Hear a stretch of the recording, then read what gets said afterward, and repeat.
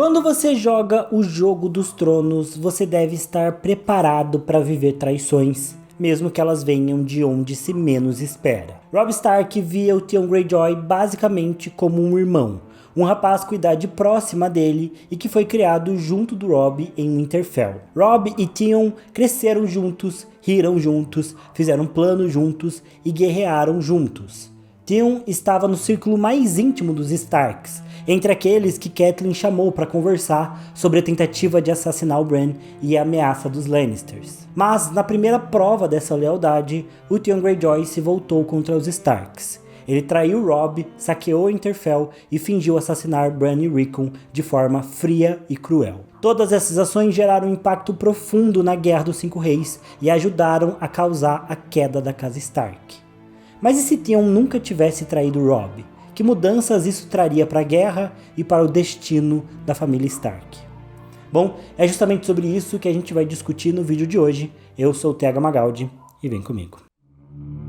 1. A traição de Theon.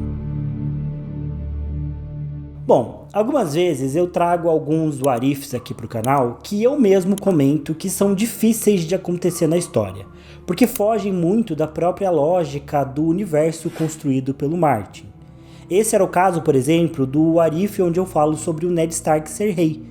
É uma ideia que atrai muito alguns fãs das crônicas, mas que faz pouco sentido dentro do lore, onde o Ned nunca nem mesmo quis ser irmão, quem dirá rei de Westeros. É algo que simplesmente nunca fez sentido pro personagem. Da mesma forma, eu também já trouxe um what if falando sobre o que teria acontecido caso o Jon Snow tivesse se juntado ao Robb na Guerra dos Cinco Reis. E eu comentei que o Jon, na prática, não teria mudado muita coisa. Ele teria sido um cavaleiro, um soldado leal pro Robb, teria dado bons conselhos, teria defendido o Robb, mas ele não teria conseguido mudar o que a gente realmente vê acontecendo ali da queda da casa Stark, da Catelyn libertando o Jaime Lannister, do Robb se casando com a Jeyne Poole, traindo os Frey, e o casamento vermelho, provavelmente o Jon só teria morrido junto do Robb e não teria mudado muita coisa. O impacto maior nesse caso teria sido lá para a muralha, onde eles perderiam a figura do Jon, que é um cara que tenta restaurar a paz entre a muralha e os selvagens. Mas esse não é o caso do what if de hoje.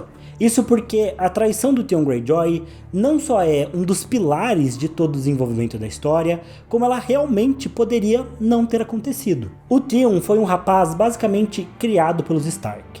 De fato, ele chega em Winterfell aos 10 anos de idade como um refém, após seu pai ter falhado na tentativa de tornar as Ilhas de Ferro independentes. Mas a verdade é que o Theon nunca foi maltratado pelos Starks. Ele poderia não ser considerado um membro da família, mas gozava de mais privilégios do que o Jon Snow, por exemplo. E com o tempo, não só foi criando um vínculo verdadeiro com Robb, que era o herdeiro de Winterfell, como também começou a fazer parte do conselho íntimo dos Stark. O Theon Greyjoy participava ativamente de discussões estratégicas dos Starks e estava envolvido em todos os assuntos internos da família. Isso para mim é uma prova definitiva de como Theon estava longe de ser um prisioneiro maltratado, subvalorizado ou alguém visto com desdém pelos Stark. Ele não era alguém tratado como um estrangeiro menosprezado, que é como ele vai se referir de certa forma quando ele chega nas Ilhas de Ferro. E por conta de tudo isso, não é surpresa do Robb ter enviado Theon para negociar uma aliança com o Balon durante a Guerra dos Cinco Reis. O Robb confiava no Theon e eles tinham construído um relacionamento de anos para que o Robb tivesse essa confiança. Nesse cenário, a Catelyn foi contra enviar o Theon para fazer essa negociação. Afinal, por mais que o Greyjoy fizesse parte dessa alta cúpula dos Stark, a Catelyn conhecia melhor a personalidade do rapaz, entendendo que ele não era maduro o suficiente para lidar com toda aquela situação, e que ele poderia ser facilmente tentado ao voltar para as Ilhas de Ferro. E de fato, ao chegar nas ilhas, o Theon é confrontado por todas as suas inseguranças. Ele acredita que vai retornar para as ilhas como um filho pródigo, mas é desprezado pela família, sendo considerado muito mais um nortenho do que um nascido de ferro. E a maior insegurança do Theon é que ele precisa se provar que ele tem valor para os outros. Então, ele decide cair na pressão do ambiente em que ele estava e opta por trair o Robb e se unir novamente aos Nascidos de Ferro para provar o seu valor e retomar o seu lugar como herdeiro de Pike. Afinal, ele basicamente tinha perdido essa posição para sua irmã Asha, que tinha ficado ali nas ilhas e tinha ganhado a confiança do Balon. E que fique bem claro aqui, eu acho que o Theon Greyjoy é extremamente influenciável, um cara com mente fraca e uma visão falsa sobre si mesmo, sendo que ele cai facilmente sobre qualquer provocação ou pressão. Se o Theon tivesse ficado junto com Robb, eu acho que ele jamais trairia os Stark. Mesmo se chegasse a notícia de que os Greyjoy declararam independência novamente, eu acho que o Theon ia ficar junto do Robb porque ele é influenciado pelo ambiente. Junto de um ambiente Stark, ele ficaria do lado do Rei do Norte. Sendo assim, se o Robb tivesse mandado uma outra pessoa para negociar com Balon, ou pelo menos tivesse mandado uma comitiva de nortenhos junto do Theon para apoiar sua negociação, é bem plausível que o Greyjoy não tivesse traído o Robb, e por isso esse what if aqui faz bastante sentido, porque por algumas medidas bem fáceis de serem tomadas, o Theon Greyjoy poderia nunca ter traído os Stark. 2. O efeito borboleta. Um dos motivos das Crônicas de Gelo e Fogo ser tão complexa está justamente na forma como todos os eventos da história são conectados. E a traição do Theon Greyjoy é o primeiro dominó que cai e eventualmente vai derrubando todas as outras peças para causar a derrocada do Robb Stark. Isso porque existem duas consequências centrais da traição do Theon: a tomada de Winterfell e o suposto assassinato do Bran e do Rickon. Se o Theon não tivesse traído Robb, ainda seria plausível pensar num cenário onde os Nascidos de Ferro atacariam o norte e tomariam regiões importantes como Fosso Cailin e Bosque Profundo. Afinal, esse sempre foi o plano do Rei Balon. Mas o plano de tomar o Winterfell veio exclusivamente do Theon Greyjoy.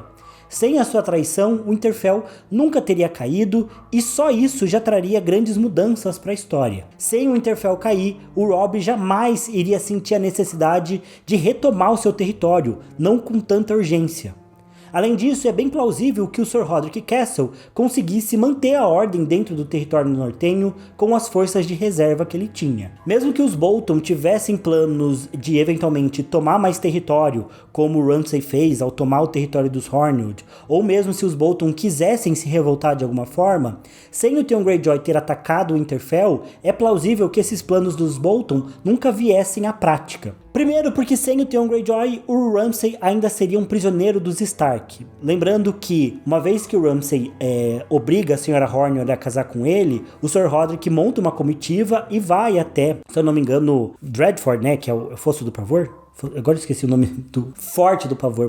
Olha só que mulher antenada nas Crônicas de Gelo e Fogo. Forte do Pavor. O Sir Rodrik acho que vai até Forte do Pavor pra justamente capturar o Ramsay. E aí o Ramsay troca de lugar com o Fedor. O Fedor acaba tentando fugir, é morto.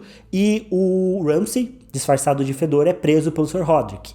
E, eventualmente, quem vai libertar o Ramsay / Fedor é o Theon Greyjoy. Ou seja, se o Theon não tivesse tomado o Winterfell, o Ramsay ainda estaria preso em Winterfell como Fedor. Então, com o Ramsay preso, é improvável que os Bolton tentassem qualquer forma de traição, pelo menos lá no norte.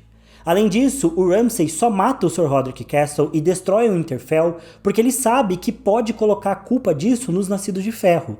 Sem a presença deles em Winterfell, seria difícil seguir com o mesmo plano. E outros territórios, como Bosque Profundo e Fosso Cailin, poderiam ser retomados justamente pelos próprios nortenhos, pela própria força do Sir Rodrik. Lembrando que Fosso Cailin é um território fácil de ser atacado pelo norte, ainda mais com o apoio dos Cranogmanos, o que o Robb provavelmente teria. Já Bosque Profundo, que é um território que fica com a Asha, na história canônica, é retomado eventualmente pelo rei Stannis, que tinha forças bem limitadas. Então é bem plausível pensar que o Sir Rodrik poderia também conseguir reunir ali um exército no norte e retomar Bosque Profundo sem precisar que o Robb voltasse para o norte com o exército principal. Além disso, é bem provável que todo o arco envolvendo o Euron Greyjoy acontecesse de qualquer forma. Ou seja, mesmo sem a presença do Theon, mesmo sem a traição do Theon, o Balon Greyjoy provavelmente ainda seria morto pelo irmão e o Euron assumiria como rei, levando os Nascidos de Ferro para o sul, o que tornaria mais fácil ainda para os nortenhos retomarem o controle do seu próprio território, já que o norte nunca esteve nos planos do Euron. Ou seja, toda essa questão do território nortenho virar essa bagunça que aconteceu na história canônica, que exigiu que o Robb tentasse retomar o norte, nunca aconteceria sem a traição do Theon. E, mais importante, com Bran e Rickon vivos, várias outras coisas não aconteceriam na história. 3. Jaime e Jane.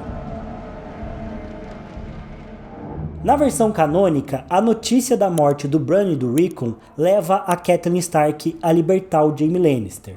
Algo que ela só faz porque está desesperada e completamente quebrada pelo luto da morte dos seus 2 filhos. Se o Theon não tomasse o Winterfell e o Bran e o Rickon seguissem vivos, eu não vejo nenhum outro cenário onde a Catelyn iria se precipitar e libertar o Jaime. E, sem ela fazer isso, não só os Starks manteriam um refém valioso de muito peso, como também eles não perderiam o apoio dos Karstark, que é uma coisa que acontece na história original só em decorrência da libertação do Jaime. Além disso, supostamente, o Robb só cede aos encantos da Jaime Westerling por estar tomado pelo luto em relação aos irmãos. Nesse caso, é difícil prever se o Robb teria ou não dormido com a Jaime em outro contexto, ou se isso realmente só aconteceu pela morte do Bran e do Rickon. Na história original, é essa a desculpa que o Robb dá. Porém, mesmo num cenário onde o Robb quebrasse o pacto com os Frey, se casando com a Jaime, ele teria uma necessidade bem menor de recuperar o apoio dos Frey se ele mantivesse o apoio dos Karstark ao seu lado e sem ele ter perdido o norte, sem ele precisar voltar para o norte para retomar o território. E mesmo os Bolton, que são parte fundamental de toda a traição que acontece com os Bolton, com os Frey, com os Lannisters, caso o Robb mantivesse ali o controle do norte e conservasse uma boa parte da sua força militar, talvez os Bolton não tivessem pulado fora desse barco, até mesmo porque o Robb teria a barganha de ter o Jaime como um refém. Nesse cenário, até mesmo o Tywin Lannister teria que se manter mais controlado, já que o seu filho poderia correr um risco. É difícil pensar no Tywin sendo tão ousado, planejando um casamento vermelho, com o Jaime estando à mercê dos nortenhos. Provavelmente ele teria recuado e não teria tomado uma medida tão drástica. Quando o Tywin planeja o casamento vermelho, ele não só tinha ali os Frey muito insatisfeitos, como tinha os Bolton já querendo mudar de lado porque viam o governo do Robb desmoronando, como o Robb estava numa posição muito frágil sem ter o que fazer, e os Lannisters aproveitaram disso, afinal os Lannisters não tinham absolutamente nada a perder com o casamento vermelho. Então para eles foi uma solução muito fácil e muito inteligente. Se o Jaime fosse refém, eu acho que o Tywin teria segurado. Afinal, o Tywin só tinha o Jaime como herdeiro, né? Ele nunca viu a possibilidade do Tyrion ser o seu herdeiro, então ele provavelmente teria optado por uma solução mais custosa de manter a guerra, mas uma solução que provavelmente pouparia a vida do Jaime. 4. Outros eventos. Bom, então a gente já falou sobre o que não teria acontecido na história caso Theon tivesse se mantido leal. Mas e o que teria rolado de diferente? Bom, no sul eu acho que tudo permaneceria igual. A Batalha do Água Negra aconteceria, o Stannis seria derrotado, a gente ainda teria a falha do Edmure, do plano dele, a gente teria o casamento do Joffrey e da Margaery, tudo seguiria igual. Nada disso seria alterado pelas ações do Theon, porque elas não tiveram nenhum impacto ali do Theon Greyjoy dentro da história. Inclusive, da mesma maneira, eu acho que o casamento púrpura teria rolado de qualquer jeito, com os Tyrell se unindo ao Mindinho para assassinar o Joffrey, sabendo que o Joffrey era um péssimo marido para Margaery e preferindo ficar com o Tommen. Porém, nesse cenário, com o Theon não traindo os Starks e o Jaime sendo mantido preso, é plausível que o Tyrion fosse morto, acusado de ter envenenado o rei Joffrey. Afinal, da mesma forma, o Tyrion teria sido acusado, o Oberyn morreria no julgamento por combate lutando contra a montanha, e nesse caso, o Tyrion não teria sido solto. Afinal, ele só é solto pelo Varys por influência do Jaime, que nesse cenário estaria preso ainda em Corre Hill pelos Stark. Ou seja, nesse contexto, sem a traição do Theon Greyjoy, a gente teria o Tyrion morto e o Tywin vivo. Afinal, com o Tyrion preso e depois executado, ele não teria como ir lá nos aposentos do pai para matar ele. E com o Tywin sendo mão do rei no controle de Porto Real e com todo o apoio dos Tyrell, o sul estaria fortalecido para retomar a luta contra o norte. Nesse cenário, o maior dilema que o Robb teria de enfrentar seria o de defender ou não a muralha, conforme o exército do Mance Rayder atacasse o norte. Especialmente se o Stannis partisse para defender a muralha, como ele faz na história canônica. Porque aí talvez o Robb precisasse enviar uma tropa também para tentar defender a muralha e não perder ali, talvez, o apoio e a moral de algumas casas nortenhas que olhariam pro Robb e falariam: pô, esse cara tá lutando no sul, mas não tá defendendo o território do norte, tá deixando aqui o rei Stannis fazer isso. Eu não acho que o Robb precisaria enviar uma força muito grande, mas ele provavelmente teria que enviar alguma coisa para evitar que o Stannis crescesse em influência ali em Castelo Negro e com algumas casas nortenhas. Nesse cenário também seria possível a gente pensar em uma aliança entre o Robb e o Stannis após a Batalha da Orga Negra. Eu não acho que isso seria impossível, mas eu acho pouco provável, porque eu não vejo o Stannis cedendo de forma alguma com a ideia do Robb sendo um rei igual ele. Afinal, ser flexível não é o ponto forte do rei Stannis. Mas o ponto mais importante para mim seria como o Robb lidaria na luta contra o Sul. Será que ele aguentaria essa ofensiva total do Tyrion Lannister? Porque, como eu disse, com o Jaime sendo mantido refém, o Tyrion não iria planejar o casamento vermelho e talvez nem tivesse força para isso.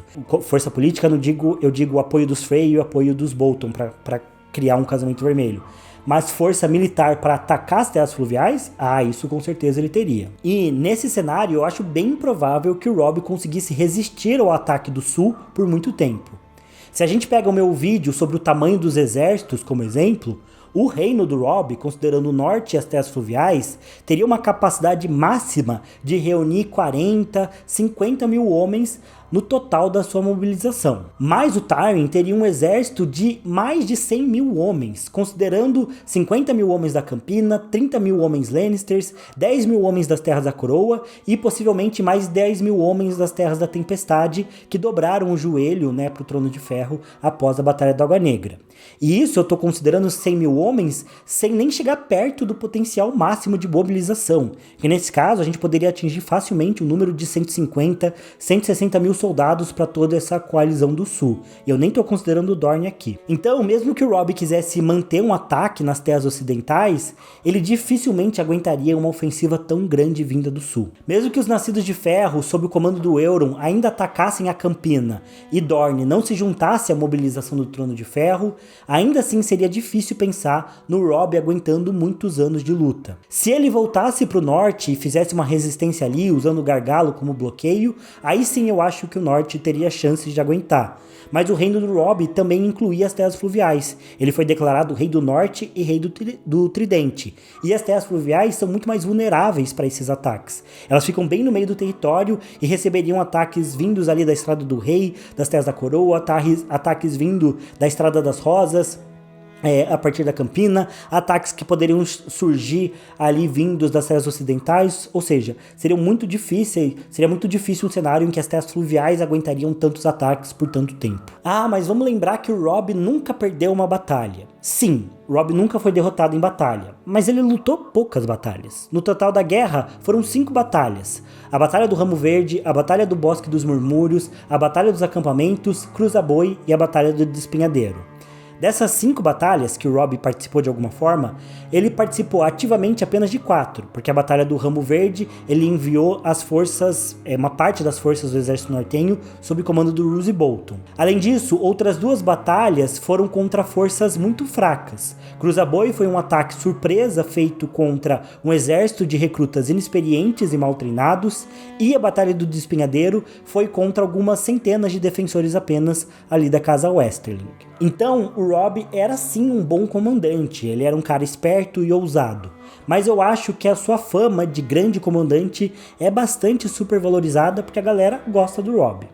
Além disso, uma boa parte do seu sucesso vinha do fato dos seus inimigos acabarem subestimando ele. O que é um erro dos inimigos, o Robb só aproveitou que subestimavam ele e deu a volta por cima. Mas quanto tempo a galera continuaria subestimando o Robb? Provavelmente, numa nova ofensiva após a Batalha da Água Negra, o Tyrion já não iria mais subestimar o Robb. O fato dele ter planejado o casamento vermelho já é uma prova de que ele entendia as forças do Robb e justamente aproveitou as suas fraquezas. Então, nesse cenário hipotético, onde o Tyrion teria que lançar um novo ataque contra o Robb com seus exércitos, ele dificilmente estaria subestimando o garoto. E é importante lembrar, o Robb nunca enfrentou o Tyrion frente a frente. E mesmo aqui eu considerei que a Batalha do Ramo Verde foi uma vitória pro Robb, mas na verdade ela foi uma vitória do Tyrion que taticamente se provou, né, uma vitória para os nortenhos. E também vamos pensar que os exércitos nortenhos, nesse caso, estariam longe de casa por vários anos. Será que eles iriam manter a motivação de continuar lutando com a mesma força? E ainda tem a questão do Vale de Arryn.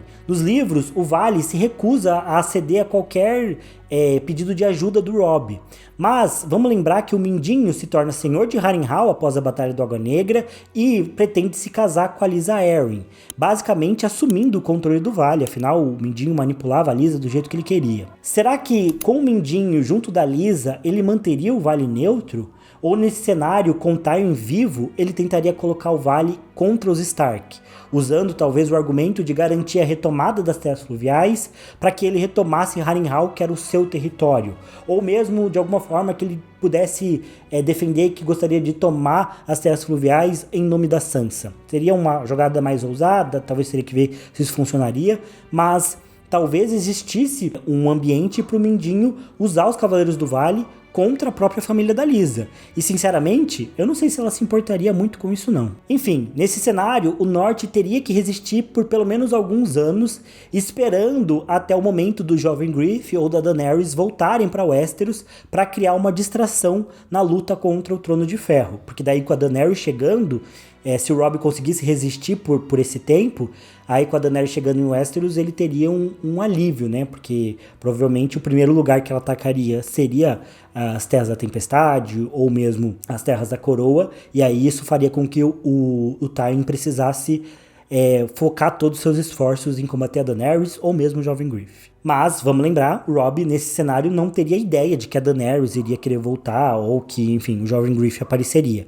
Ele teria que ficar resistindo ano após ano, vendo seus territórios sendo consumidos provavelmente pelo avanço do sul, pelo avanço do Trono de Ferro e tentando defender cada pedacinho de território o máximo que ele pudesse. E claro, preciso comentar, além de tudo que eu trouxe aqui, é difícil a gente prever como outros personagens centrais da história agiriam. Personagens como a Cersei ou o Varys, por exemplo, que poderiam tomar decisões por conta própria que influenciariam todo o reino. Quem sabe, nesse cenário aqui, talvez o próprio Varys matasse o Tywin para criar mais caos em Westeros, do mesmo jeito que ele faz com o Kevan Lannister lá no final do 5º livro. Ou seja, tem coisas que é simplesmente impossível de prever. 5. O destino de Theon Greyjoy.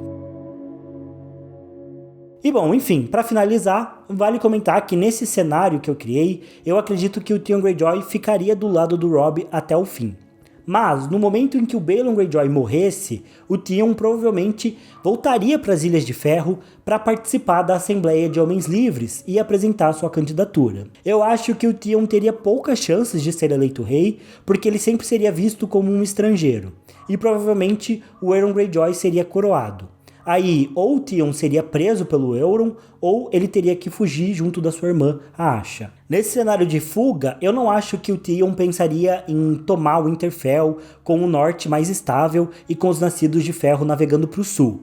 Quando o Theon toma o castelo nos livros, ele acredita que isso fará o seu pai apoiar ele, o que não acontece e também não aconteceria nesse cenário com o Euron levando a frota de ferro para o sul. Não haveria nenhuma expectativa do Theon tomar o Winterfell e receber algum apoio. Sendo assim, faria muito mais sentido o Theon conseguir tentar convencer a Asha a apoiar o Robb também, pensando no futuro em eles terem o apoio dos Stark para retomarem as Ilhas de Ferro. Então o Theon Greyjoy chegaria para Asha e falaria, olha, vamos apoiar o Robb, vamos usar os nossos navios, o que a gente pode, para apoiar a campanha do Robb Stark, e caso ele vença a Guerra dos 5 Reis ou consiga resistir, no futuro ele pode nos emprestar umas tropas para a gente retomar as Ilhas de Ferro.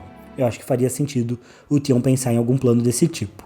Mas também o Theon Greyjoy já mostrou ter várias falhas de caráter e até várias falhas de pensamento estratégico, então ele poderia realmente tomar uma borrada nesse cenário e tentar trair o Robb para se provar para os Nascidos de Ferro e tentar competir com o Euron, mas acho mais improvável. Enfim, é muito interessante de pensar que um personagem como Theon Greyjoy, que é um personagem muito difícil de gostar e que toma decisões muito questionáveis na história, mas ao mesmo tempo que tem muita lógica por trás da sua personalidade e da sua narrativa, é interessante pensar o quão fundamental ele é para a história total das crônicas. Situações pequenas que acontecem com Theon poderiam ter mudado tudo na obra. Talvez o Theon Greyjoy tenha mais peso nos eventos que a gente vê, especialmente no terceiro livro, do que outras figuras que são muito mais centrais na narrativa, pelo menos para os fãs, como a Arya ou a Sansa. O Theon Greyjoy talvez tenha mais peso nas suas decisões do que as garotas Stark, por exemplo. A traição dele é realmente um pilar da destruição da casa Stark e, enfim, se ele tivesse se mantido leal, tudo poderia ter sido diferente. Claro que, em alguns momentos, o próprio Robb e a própria Catelyn tomam decisões péssimas que contribuem muito mais para essa queda da casa Stark. Eles poderiam ter evitado isso. Mas com certeza o Theon é, como eu falei, um primeiro dominó que cai e vai derrubando todas as outras peças. Mas é isso, pessoal, o vídeo de hoje fica por aqui. Não se esqueça de deixar nos comentários o que vocês acham sobre a traição do Theon Greyjoy, se ela teria mudado outras coisas, ou se eu ignorei algum fato aqui que poderia ser importante dentro dessa construção lógica. Lembrando que quase todo vídeo de What If tem alguém que comenta: que não faz sentido falar de What If na história, porque já tá escrito e tudo mais. Pois é, eu nunca percebi, certo, né, que já tá escrito a história, mas... Gente, é um exercício de reflexão. A história, muitas vezes, especialmente quando ela é boa, não é só pra gente ler ela e fechou o livro, não lembro mais de nada do que eu li.